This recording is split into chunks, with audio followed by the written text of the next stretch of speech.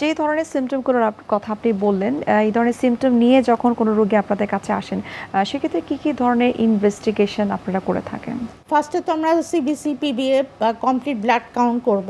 এর সাথে কিছু বায়োকেমিক্যাল প্যারামিটার আছে, যেমন সেরাম এলডিএস, রেটিকুলোসাইট কাউন্ট। আর যেহেতু এটি বোন ম্যারো ডিফেক্ট, অত বোন ম্যারো অবশ্যই করতে হবে। Bone marrow aspiration, define biopsy, আর কিছু ভাইরাল মার্কার করতে হবে, যেটা আমি আগেই বলেছি, হেপাটাইটিস ভাইরাস। আর কী কারণে আমাদের কজোলজি কারণটা খুঁজে বের করতে হবে, তাহলেই আমরা ওই অনুযায়ী চিকিৎসা দিতে পারবো। আমরা অ্যাপ্লাস্টিক অ্যানিমিয়া সম্পর্কে অনেক কিছু জানলাম এবং আরও জানার বাকি রয়েছে, সেটা হচ্ছে যে আসলে যাদের অ্যাপ্লাস্টিক অ্যানিমিয়া হওয়ার সম্ভাবনা রয়েছে, অর্থাৎ বোন মেরোর যে টেস্টগুলোর কথা আপনি বললেন, সেটা নিশ্চয়ই সবার পক্ষে করা সম্ভব হয় না। কারা করতে পারবে, কারা করতে পারবে না, সেই বিষয়টি আমরা একটু বিস্তারিত জানার চেষ্টা করব। একটা বিরতির সময় হয়ে গেছে, আমরা বিরতি নিচ্ছি। সুপ্রিয় দর্শক, আপনারা দেখছেন এনটিভি নিয়মিত স্বাস্থ্য বিষয়ক আয়োজন স্বাস্থ্য প্রতিদিন। এ পর্যায়ে আমরা নিয়ে নিচ্ছি ছোট্ট একটা বিরতি, আমাদের সঙ্গেই থাকুন।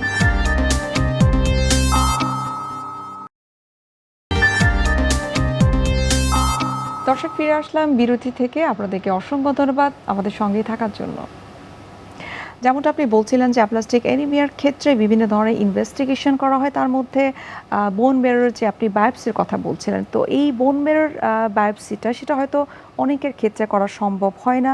সেটা হয়তো বয়সের কারণে হোক, সেটা হয়তো আর্থিকগত সমস্যার কারণেই হোক। এটা একটু জানতে চাই যে কারা আসলে করতে পারবে না, যদি আমরা বয়সের কথা চিন্তা করি। বোন ম্যারো অ্যাসপিরেশন আসলে খুব ইজি একটা প্রসিডিওর, কিন্তু আমরা আসলে ভয় পাই, যে ভাবি যে অনেক ব্যয়বহুল। আসলে এটি ব্যয়বহুল চিকিৎসা না, কিন্তু অ্যাপ্লাস্টিক অ্যানিমিয়া ডায়াগনোসিস করার জন্য আমাদের বোন marrow aspiration and biopsy must করতেই হবে। কারণ এটা হলো বোন ম্যারো রক্ত কারখানাটাই আসলে অ্যাপ্লাসিয়া হয়ে যায়, মানে কোথাও কেউ নাই, দেখা যায় মরুভূমির মতো ফাঁকা হয়ে যায়। এই কারণে ওই সেল থাকে না, সেল লাইন থাকে না, শুধুমাত্র ফ্যাট স্পেস থাকে।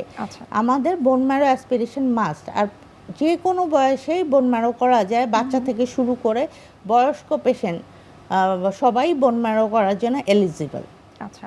আর অর্থনৈতিক যে ব্যাপারটা, সরকারি হসপিটাল থেকে যে কোনো প্রাইভেট হসপিটালে 3,000 থেকে শুরু করে 15,000 টাকার মধ্যে এই বোন ম্যারো টেস্টটা করা যায়। যারা প্রান্তিক অঞ্চলে বসবাস করে বা গ্রাম অঞ্চলে বসবাস করে, তাদের জন্য আসলে এই যে রেঞ্জটা, তাদের জন্য কিন্তু কিছুটা ব্যয়বহুল। এক্ষেত্রে আসলে স্বাস্থ্য বিভাগের পক্ষ থেকে তাদের জন্য স্বল্প মূল্যে বা বিনামূল্যে আসলে টেস্ট করার কোনো সুবিধা রয়েছে কিনা?